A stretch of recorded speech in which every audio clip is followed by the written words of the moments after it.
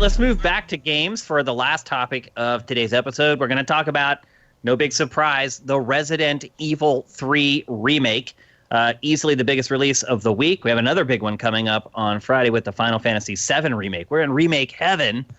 So two very different approaches to that. Certainly, absolutely. I would argue that the more drastic of the two is definitely Final Fantasy VII. Like playing Resident Evil 3, a lot prettier, but still a very similar experience to what I experienced way back when the original version came out.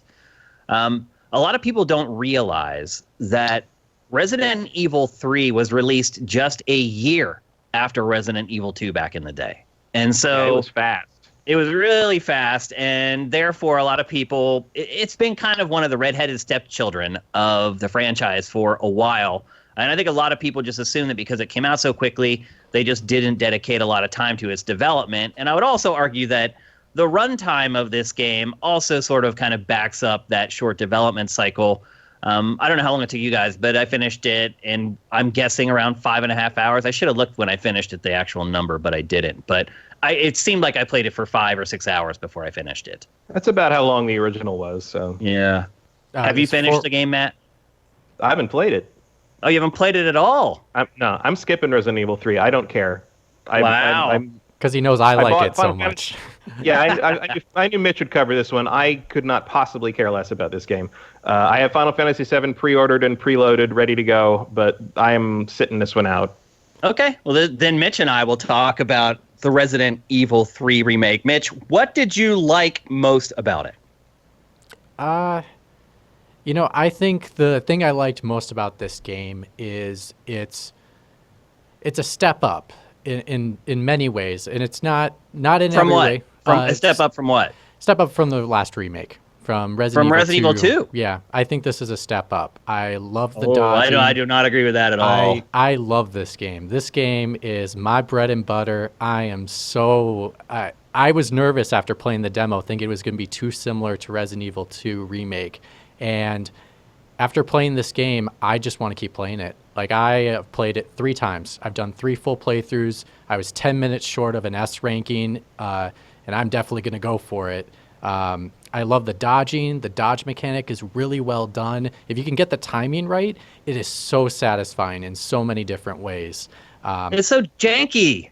At first, yes. This is the content I'm here for. I would be the same with you on that at the very beginning of the game. No, it is. It's janky. Like, you dodge, you have no idea where you're going to end up. You have no idea where the camera is going to end up. It's garbage. It's nice that it's added to gameplay, which is generally kind of crap to begin with. Well, so it's an addition. But I don't dodge forward. I'd only dodge forward. I don't dodge backwards or sideways. I think it's awkward to do that. But you don't know where you're going to end up. I do. Depending on where the enemy is and how you are in relation to that enemy, you don't know the exact spot your roll is going to finish. You don't. Because it's context sensitive based upon the enemy. Yeah, that's how it works. Yeah, but I mean, part of the game is being strategic in a sense of, and this is why I also like the game, is because compared to RE2, there's more zombies in this one. Zombies are a lot more dangerous in this because they tend to be in tons of herds. And so being very strategic about your movement is really important in this game to be able to survive. So I think the dodge mechanic complements it really, really well. Yeah, in some moments, are you going to think you can dodge and then all of a sudden you get and run right in front of a zombie? Yeah, of course you are, because you should have known the zombie is right there, that it's not the right time to use the dodge mechanic. No. No. You don't know where you're going to end up. I don't. I don't know where you say you don't know where you're going to end up. Look, I do. I can dodge every time. I can do it every time. I can dodge Nemesis. I can dodge a zombie. But you cannot tell me that you know exactly where your character is going to end up when it starts the dodge animation. Because it's not consistent. It does not do the same thing every time, because there may be, like you said, another zombie behind the one that you dodged around. Like, it's not reliable. If you play other games that have these mechanics, it's crap. It improves the gameplay, agreed, because you're not just like the sitting duck, like trying to cruise along the edge of the wall to get around zombies. It makes the game better. But to say it's great or good, I do not agree with that at all. I disagree very much so. I think it works really well, and the mechanic itself, it just works well. I disagree. But other things. The chat seems to be on Mitch's side for what it's worth. But I would say the other parts I really like about this game, I think the great thing about these remakes is, when we talk about callbacks or references to things, and this game does it well. Something like in the scene we just saw, there's chalk on the ground. There's a scene in Resident Evil 3 where you are running, and it's iconic in my sense because for once, that was the first time I ever seen the city, and you kind of understand that there's children there and there are lives before that happened. And in this game, you get the same thing. It's not in the exact same spot. It may not be the exact same drawing, but the inspiration from what it was there, and it just takes it and elevates the material. And I absolutely love every bit of it. I think the story is extremely well done. I think Jill and Carlos are much more fleshed out characters. Jill kind of has a little bit of a storyline in herself of dealing with a PTSD from Resident Evil 1 of don't want to be a zombie. Like, she fears becoming a zombie, and that's natural after the experience you went through in the mansion. And so it appears periodically throughout the game, and I think it elevates the character. I love what they did with Nemesis. I think he I didn't want him to be the same thing as Tyrant because they're two different types of monsters. And I think making him be more of an evolution where he constantly is evolving as a creature, because in the original, he only has like 3 transformations. In this one, he has a bunch. He constantly is changing and transforming, which makes him more menacing every single time, which really pushes pushes how powerful he is. See, I think once he mutates into something that doesn't chase you around, it loses all the tension. I think he's more effective when he's chasing you around hallways, because what they end up doing with him, and I don't want to spoil too much, right. But what they end up doing with him in the game is every time you have a confrontation with him, it's in like an arena battle. And to me, the tension comes from him in these really tight corridors. Like there was one case where you're in a room and he comes in the room with you and there's a grate on a duct that you have to rip off. And he is literally in this little like tight confined room with like corridors, like chasing you around. You have to find a way to stun him long enough so that you can get that grate off. And it's just terrifying, grabbing a hold of that grate, hoping to God that you stun him long enough to do that. That is where he's good to me. Eventually, they mutate him to a point where he doesn't even really serve that purpose anymore, and he's just like any other video game boss. But yes, but if he was like that, then it's just Mr. X all over again. And having the same thing is I don't want the same thing. Those are two different creatures. They will react differently. I didn't say I wanted the same thing. I said he was a better enemy when he operated in that way. Sure, but I think in the battlefields, that's what it is, and it works. I think it brings in the tension because you constantly know, even though you're having the arena battles, he's always there. He's always showing up. And so it brings that tension to you as the character that you have to keep pressing forward as fast as possible. And the story's fine. I don't think it's anywhere close to good. If you compare it to films in video game land, it's probably a 6 or a 7 out of 10, something like that. I don't feel like they really developed the characters at all other than Jill. Carlos, you see him like 3 times in the game. He becomes smitten with Jill for like no reason. So they try to force like the romance angle on the two of them, which makes no sense whatsoever. There weren't any plot twists that I didn't see coming.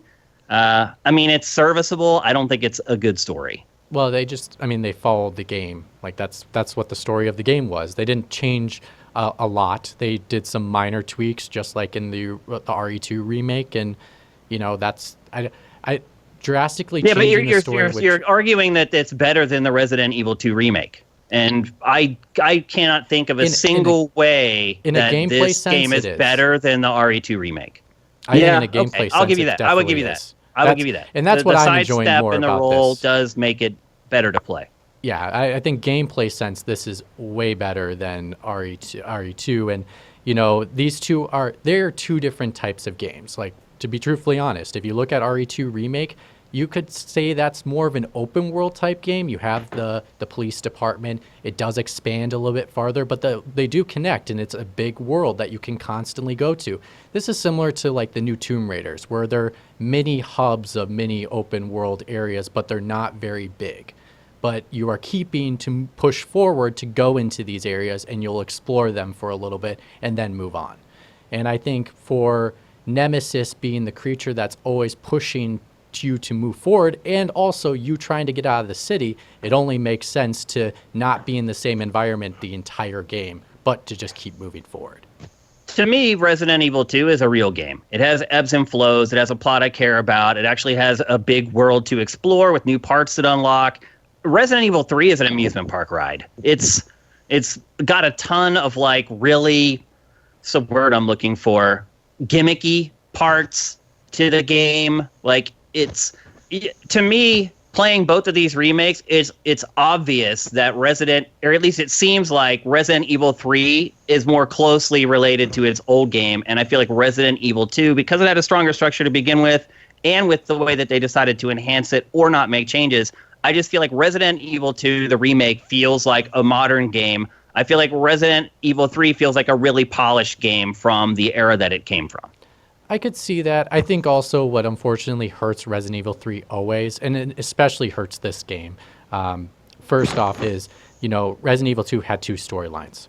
Like that you can't, It's hard to battle against that to say, hey, this game, you know, this story can't be justified in 15 hours. To be frank, I finished it in 4 hours and 18 minutes on my first playthrough. But that's just because I'm really good at the Resident Evil games. And so the combat and everything was very similar. There was some new adjustments, but I was able to get through it much quicker, not feeling like I'm going fast. But because there's those two story elements, the game is going to feel longer. And it's going to have more value in a sense. No, it is longer. It's way longer. It's like more than double the size of Resident Evil 3. Well, because of the two campaigns. If you played just one of those campaigns, it's similar in length of one campaign. I'm just trying to like give people context in regards to like how long are we talking here.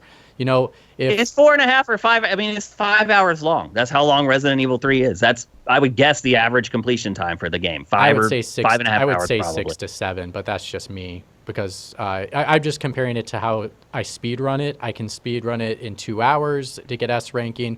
In Resident Evil 2, I mean, I just played it, and I half, started at like 11 o'clock, and I finished it at like 6 p.m., and I ate a couple times in between there. So, sure. I mean, it's about 5.5, 6 hours long. That is the big hang-up for me with this game. Paying $60 for this game is tough unless you really like Resistance, the multiplayer mode. How much time did you spend with that, Mitch?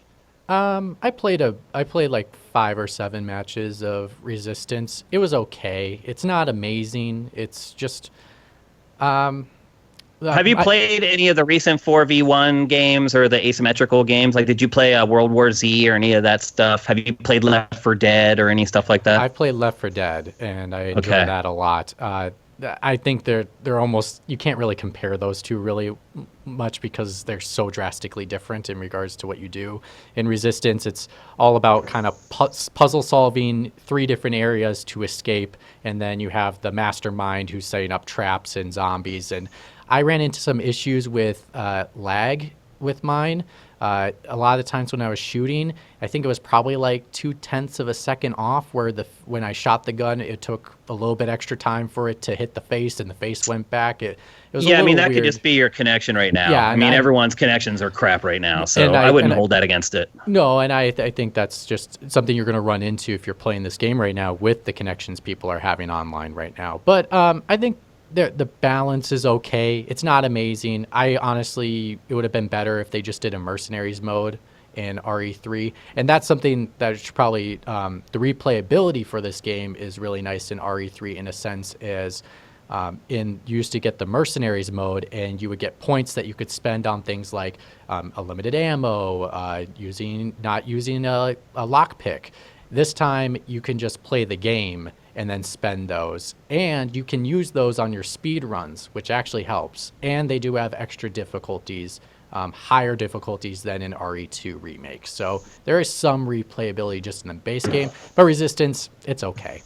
I mean, look, I'm not going to play the campaign again. I have no interest in playing the campaign again. There's no reason to play the campaign again unless you just want to finish it as fast as you can. There's no incentive to do it at all. There's no areas that you didn't unlock or didn't see. There's no boss fights that you didn't see the first. There's no extra content that is worth playing through the game again unless you're just trying to beat your best time. However, I have been... Or unless you think it's fun. What'd you say? Or if you think it's fun. Or unless you think it's fun. Yeah, I enjoyed... Yeah, I did. I enjoyed playing through it the first time. I wouldn't go back and play it again. I didn't find it that much fun. And again, as someone who played the original... 3 years from now? No. Would you ever want to revisit it? Dude, if it gets a week away from the game, no. That'll never happen. Like, the chances of that happening were right after I finished it the first time. And once I fought that... I didn't even have an urge, but if I fought that hour-long urge afterwards, that I beat it, so to speak. But I will say, when I finished it, I did have the urge of wanting to play more. Yeah, but Mitch, this is your favorite series. Yeah. No, of course. I mean, you got to admit that you are like the world's, and we probably should have said this from the beginning to set the conversation, that you are like the world's biggest Resident Evil fan. Resident Evil is one of my favorite series, absolutely, yes. You told me it is your favorite series when we first met. Yeah, it's one of my favorites, yeah. I have a couple. So anyway, I do kind of enjoy the multiplayer mode in this, and I would even say I'm pleasantly surprised by it. Now, I am not a gigantic asymmetrical multiplayer guy. I've played them all. I've played Friday the 13th. I've played pretty much all the big ones. I played Hunt Showdown. There's like 5 or 6 like seminal games in that genre right now, and I've played them all. I've never stuck with any of them for a really long time, but I do have a really good frame of reference for these modes and how they work. And I will say this game does manage to find a new twist on it, because there is one character who is not in the world physically fighting you, but is basically playing a real-time strategy game with real players in the battlefield. I found playing as a mastermind far more interesting and fun than playing as one of the 4 survivors. But playing as the 4 survivors is also a lot different from most asymmetrical multiplayer games, because, as Mitch mentioned, there are objectives going on all over the place. And it's not just fight to a safe house, get to the safe house, reload on ammo, fight to the next safe house. There's stuff that happens in between sort of those safe zones in the form of mission objectives. Some are stupid, like just fetch quests, but some of them will be like, you need to destroy like 3 of these things that are hidden all over the map.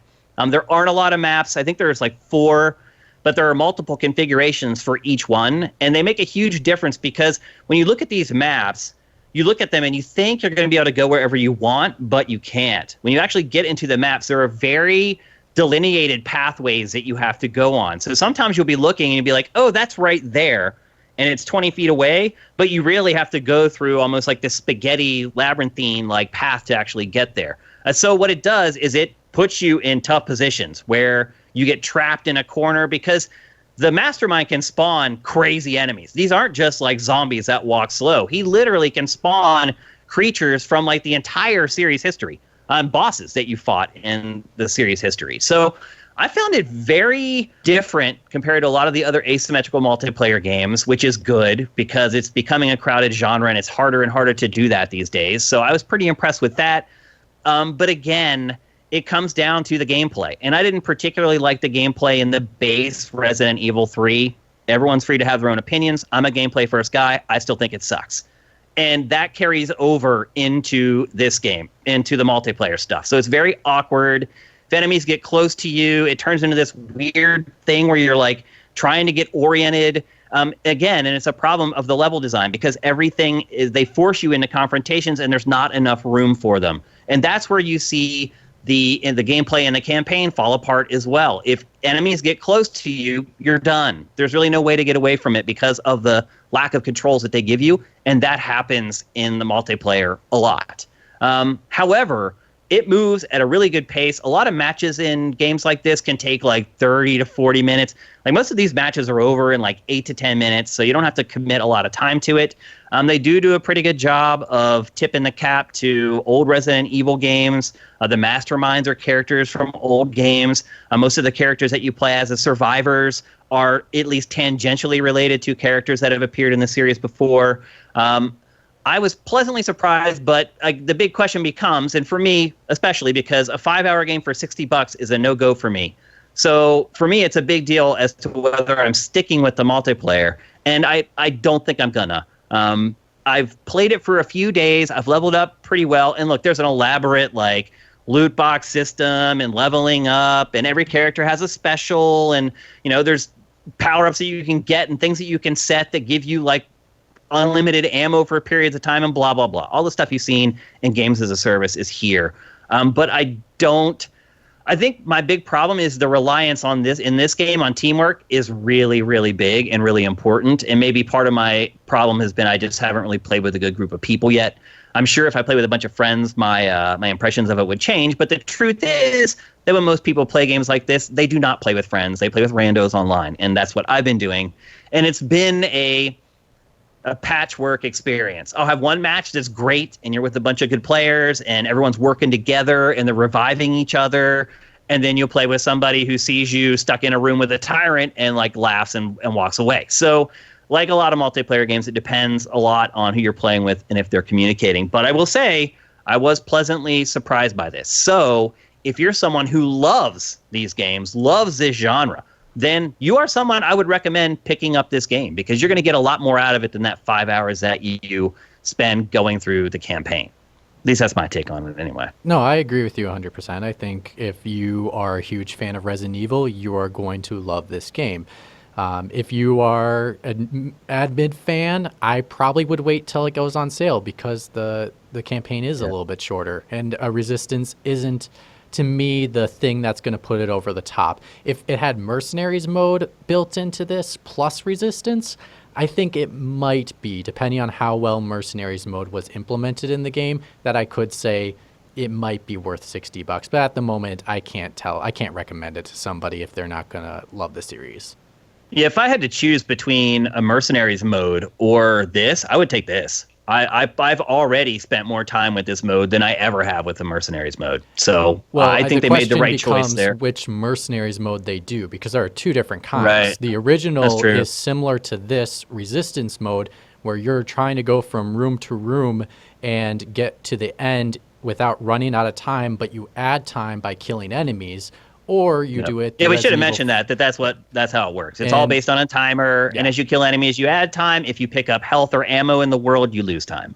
Yeah. Yes, and then in the Resident Evil 4 version, that one's more of an arena brawler in a sense. Of just like shoot everything until time runs out. So yeah, and I was not a big fan of that at all. I think this game mechanic would probably be better for the original style of running from room to room, especially with the dodge mechanic. It just does it a lot better. But yeah, I would definitely recommend this for people that love Resident Evil. And look, I don't want to say all negative things about the Resident Evil 3 campaign. Like I said, it's like an amusement park ride, and that's for better too. It's not just for worse. I mean, if you like games that just don't let up and it's just hard chart, and I mean, this game right from the get-go takes off. Like there's no the pacing's intense. The pacing there's like a 2-minute good. cutscene and then it just goes for 5 hours. There's really, and again, this is where I think Resident Evil 2 is the better game because you do have like the peaks and valleys in Resident Evil 2. It actually affects me as a player in a multitude of ways other than just like my nerves are frayed. And that's what Resident Evil 3 is. It's 5 hours of your nerves being frayed, and then it ends, and you're like, I'm glad I did it, but I don't want to do it again. At least that's how I could see that, but I think for the story they're trying to tell, which is Jill is get out of the city as fast as possible, like this is kind of the way you have to do it. You can't meander around a city all day long trying to find the one exit to get out.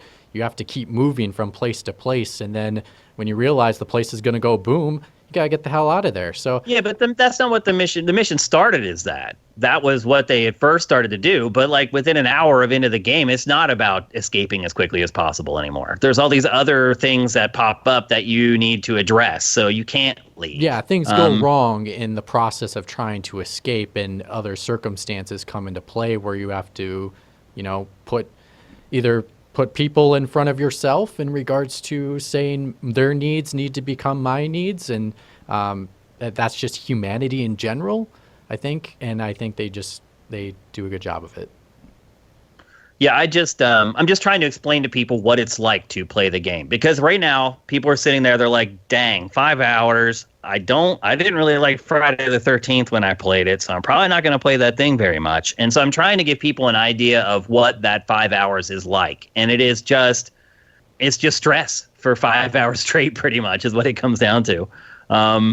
And some people like that, but I just want to make sure that people understand that before they play it. Some people aren't going to like it. Some people, that's exactly what they're looking for in a Resident Evil game. And I just want to make sure we represent it accurately and kind of provide that juxtaposition against the Resident Evil 2 remake so that people know what they're getting into. But I have problems recommending this game for purchase to pretty much anyone unless they're a hardcore asymmetrical multiplayer guy or girl. Wait till it goes on sale. Wait till you can get it like really cheap. Or if you have Redbox, go rent it. This is like the greatest Redbox rental ever. And there are still some out there. I don't know if they're still stocking Redboxes with everything that's going on right now. Maybe not. But if you can find it in a Redbox and you can rent it, to me, that is the perfect way to consume this game. And I do realize a lot of you people are bored out there. Even gamers are bored right now from being trapped inside. So I understand that it's like that old Saturday Night Live skit, lowered expectations. Like you may be cool with stuff now that normally maybe you weren't that cool with. And if that's the case, if you're kind of desperate, then, you need to decide if, that much money per hour of entertainment is worth it to you. Maybe you have a ton of money and you don't give a crap. And if you do have disposable income, you're probably going to buy it anyway. So, but Mitch, you would recommend it for purchase, full price purchase for any Resident Evil fan? Yeah, I'm in the same boat as you. Like, if they're a big fan of Resident Evil, definitely want to pick this one up. And if you are not, or on the fence, I'd maybe wait till it goes on sale. But it's still something worth picking up eventually. I'll say that, well, yeah, it's definitely worth picking up eventually, and it's definitely worth playing. How much you want to spend on that is going to be up to you. But, if someday on down the road you see it kicking around on a sale for like $3, buy it. Like, you're going to have fun for a limited amount of time that it lasts. I pretty much guarantee it. All right. Someone said that Redbox no longer does game rentals. That's right. That's right. I knew that because someone asked Pac a question about it at one point. I should have remembered, but I did not. So, yeah, I don't know. It's hard for me to tell you guys to go spend $60 on this.